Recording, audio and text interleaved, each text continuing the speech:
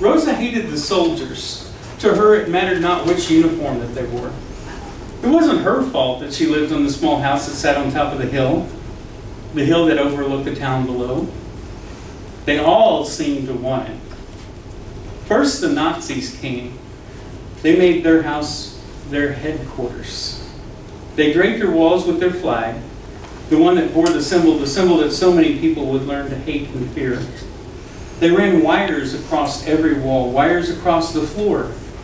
They used her family's dinner table for a desk, the one her great-grandfather made so many years ago.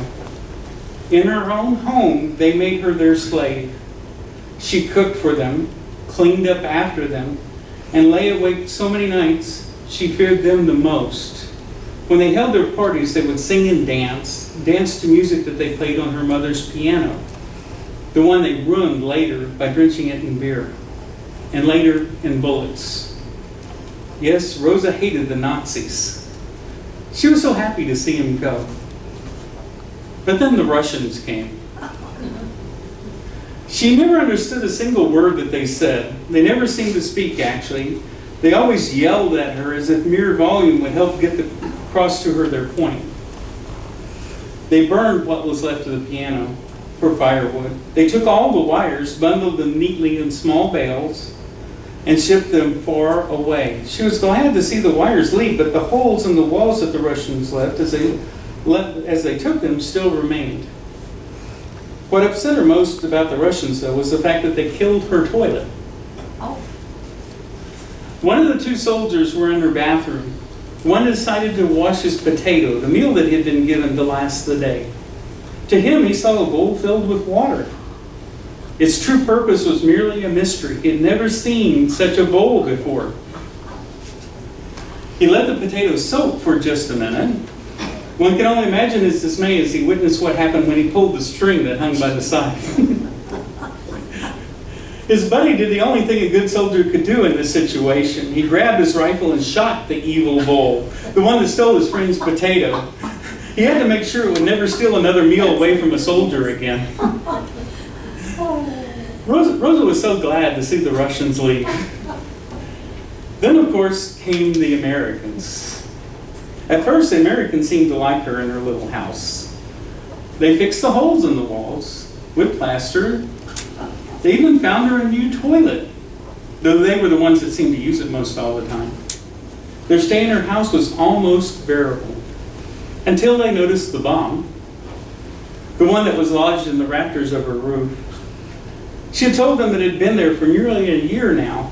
It simply dropped from the sky one night, made a crashing sound that seemed to disturb the Nazis the most.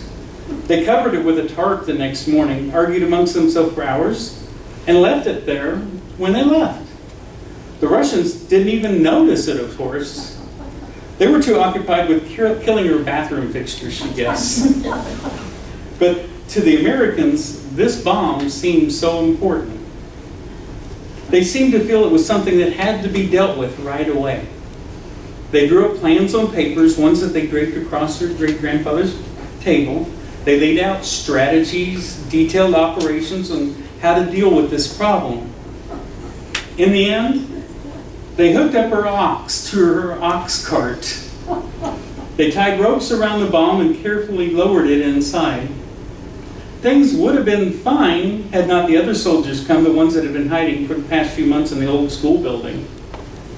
The rifle fire frightened the ox, who, still strapped to the ox cart, decided to make a run for it to the field across the road. Of course, the bomb, the one that had rested so peacefully for all this time, decided to go off. It created such a loud roar that the soldiers stopped fighting. They stood there, guns in hands, and watched as Rosa fell to her knees weeping. Each decided that there had been enough. Enough war, enough fighting, all in this small house on the hill. They all left rather quietly, leaving Rosa finally to herself. Yes, Rosa hated all the soldiers. The ones that had ruined her piano, the ones that shot her toilet, and especially the ones that blew up her ox. And that really happened. That is the best poem.